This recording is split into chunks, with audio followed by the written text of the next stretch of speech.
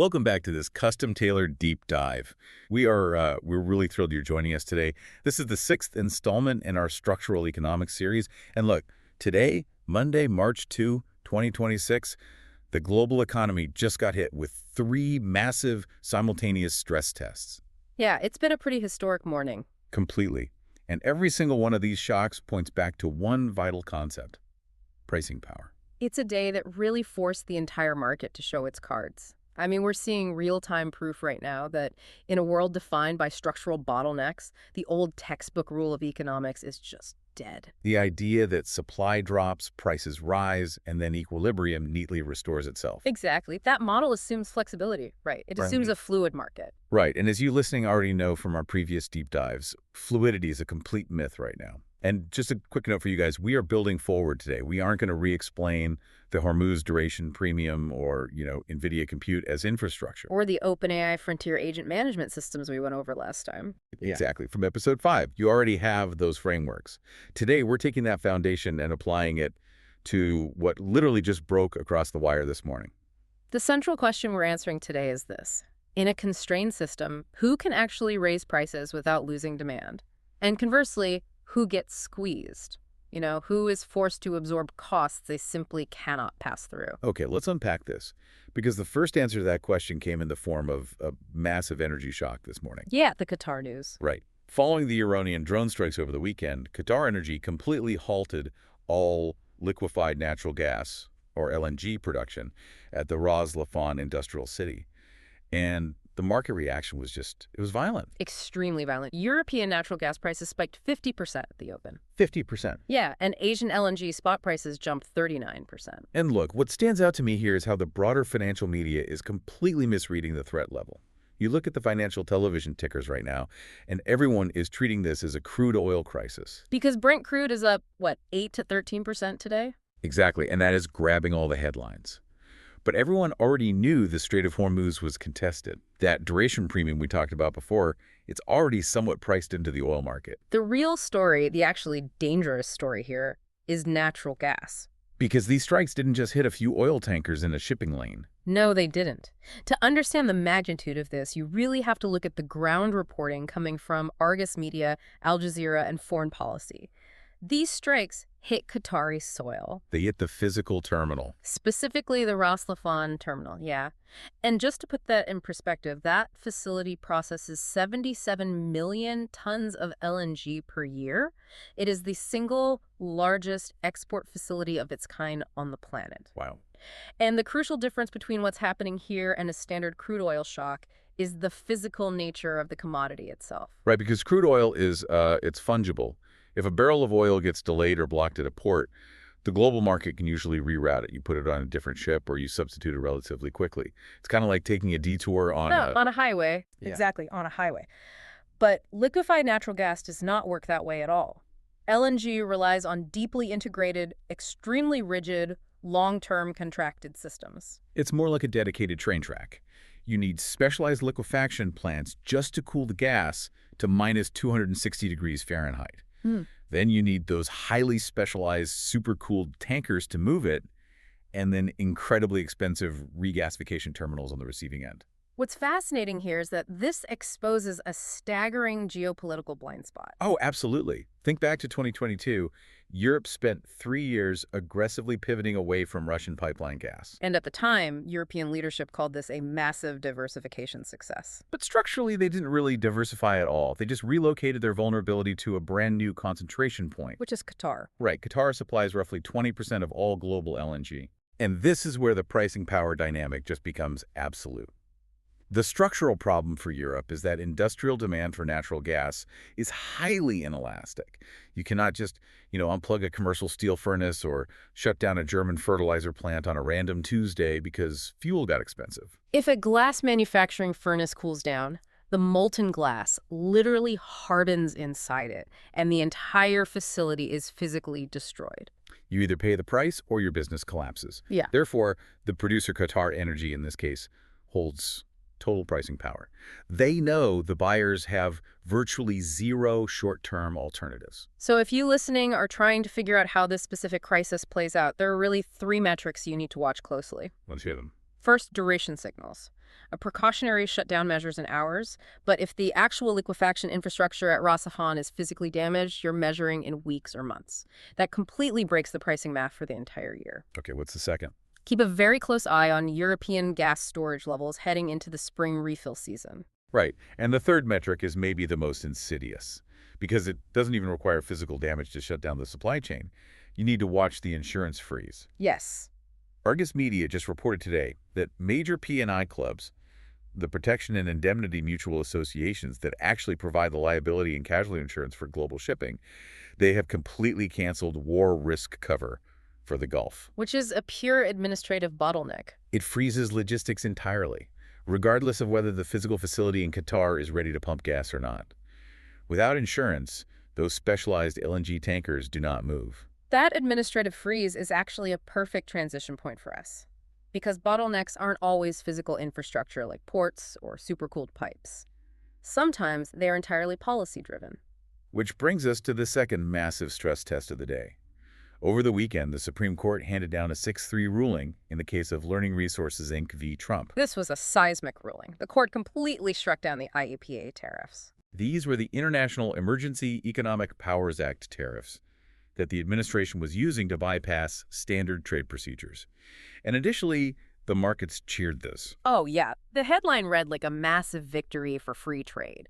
Everyone assumed tariffs were cut, costs were dropping, and relief had finally arrived. But when you actually look at the mechanics, this ruling didn't reduce uncertainty at all. It just weaponized it. Exactly. To see the true fallout, we have to look at the structural evidence compiled by the Brookings Institution, the Peterson Institute, and the Penn Wharton Budget Model. The numbers are staggering. They really are. Those IEEPA tariffs were generating approximately $500 million a day in revenue for the government.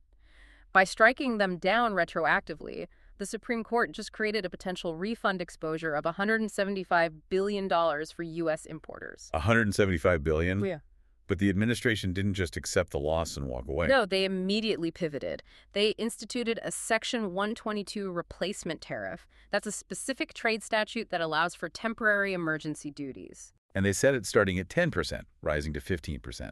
But the catch with Section 122 is that it comes with a strict, legally binding 150-day expiration clock. Right. It requires formal congressional action to survive past mid-July. Here's where it gets really interesting, because that ticking clock fundamentally alters how businesses operate. But to really understand who gets hurt here, we need to look at who actually pays for tariffs.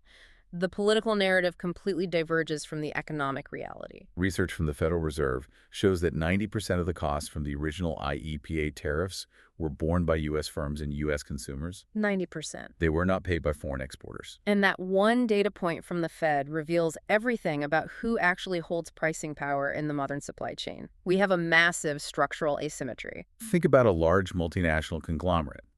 They have sophisticated legal teams, deep multi-tiered supply chains, and high pricing power.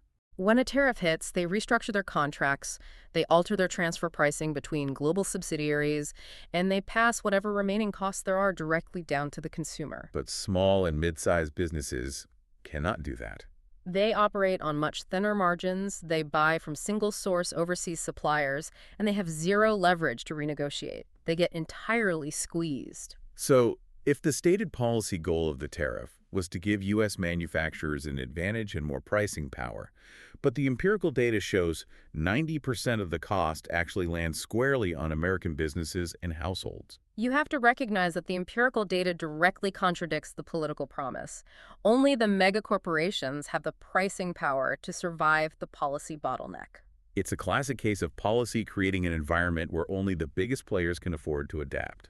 So for you listening, trying to navigate this massive shift in trade policy, what do you actually look for over the next few months? First, obviously, you watch that 150-day clock ticking down to mid-July.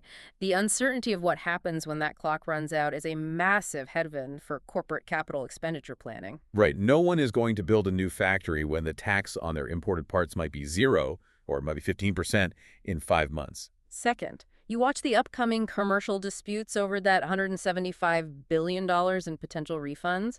PwC is already warning that the importer of record who technically claims the refund from the government might not be the entity that actually absorbed the economic pain of the tariff. So we're going to see massive supply chain litigation as vendors and buyers fight over who gets that refund money. Exactly. And finally, you have to watch the geopolitical leverage. Keep your eyes on the March 31 summit between President Trump and President Xi. Because of this Supreme Court ruling wiping out the IEEPA baseline, China now walks into that room with a net 5-point tariff reduction advantage. The Supreme Court effectively handed Beijing leverage right before the summit. Which is wild timing. And speaking of government policy injecting chaos into the system, that brings us to the third stress test of the day. We've looked at energy bottlenecks and policy bottlenecks. Now we have to look at capital bottlenecks, specifically in defense economics. Because this morning, the White House formally proposed the fiscal year 2027 defense budget. The top-line number is $1.5 trillion. Just let that number sit for a second. To put that in perspective, that is an astronomical 50% single-year increase over the $839 billion that was passed for fiscal year 2026. The scale of this capital injection is almost difficult to comprehend without breaking down the macroeconomic math. Right.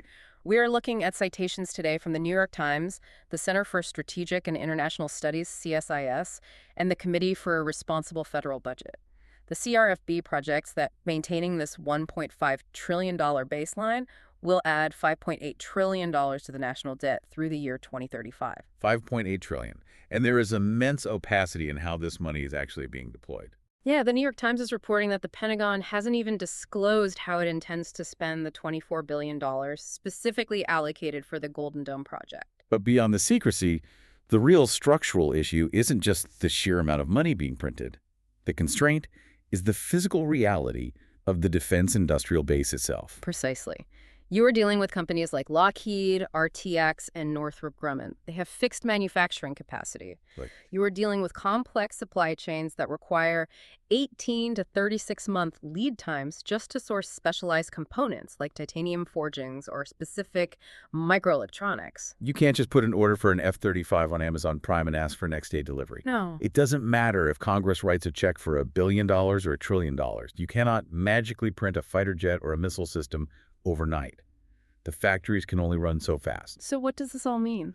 Well, it's the hard truth of defense economics. When you dump an extra $660 billion into a system that physically cannot produce weapons 50% faster, you do not buy more capability. You simply buy more expensive capability.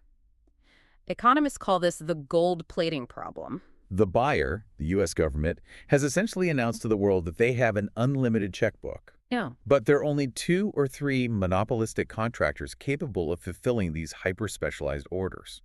Those defense contractors hold absolute pricing power. Where else is the Pentagon going to go? They can't outsource a nuclear submarine build to a startup in Silicon Valley. They can't go anywhere else.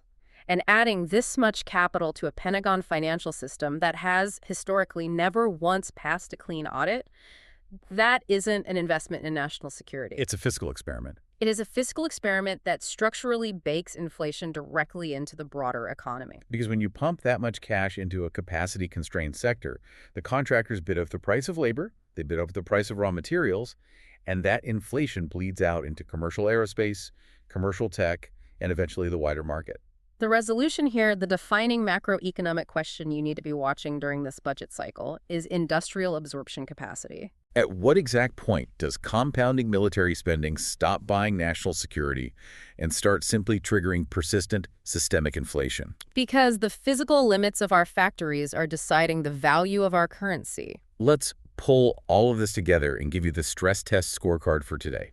We just watched 3 distinct systems hit their breaking points today with 3 very different outcomes for pricing power. First, Qatar and the major LNG producers absolutely confirm their pricing power. When you control a structural, physical bottleneck with highly inelastic demand and no short-term substitutes, you dictate the market. The world bends to your price. Second, U.S. small businesses confirmed they completely lack pricing power.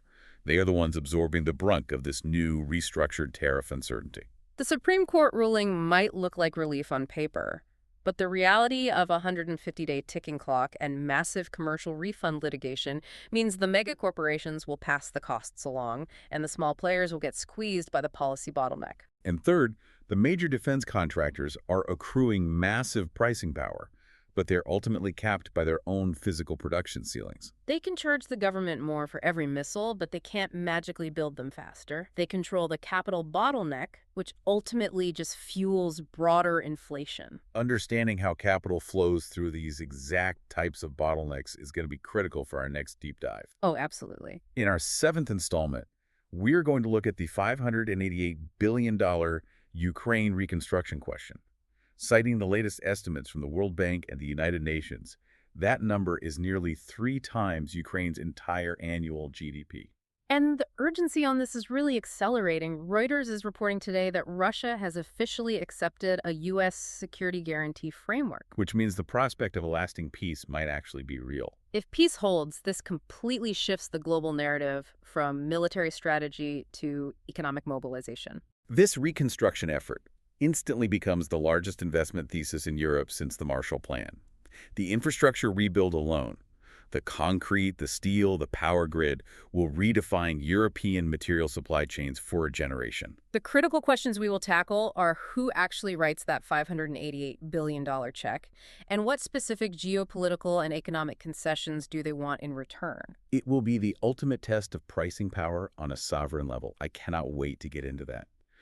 But before we go, I want to leave you with a final, provocative thought to mull over. We've spent this entire conversation looking at how absolute pricing power belongs to those who control structural bottlenecks. We've seen it with the Ras Laffan LNG terminal, with the unpredictable 150-day tariff clock squeezing out small businesses, and with a monopolized, capacity-constrained defense supply chain. Right. But what happens when governments and global mega corporations take a step back and realize that intentionally engineering supply chain choke points is actually far more profitable than resolving them? That's a dark thought. It is. But think about it. If having the only factory, the only specialized port, or the only viable regulatory pathway guarantees you absolute pricing power, could the next era of global economic competition be fought entirely through the deliberate creation of bottlenecks? We always assume the goal of global trade is efficiency. But if inefficiency is where the profit margin lives, the math suggests our supply chains are about to get a lot more complicated. Thank you so much for joining us for this deep dive. We really appreciate you taking the time to explore these frameworks with us today. Keep questioning the consensus and stay insanely curious. We'll see you next time.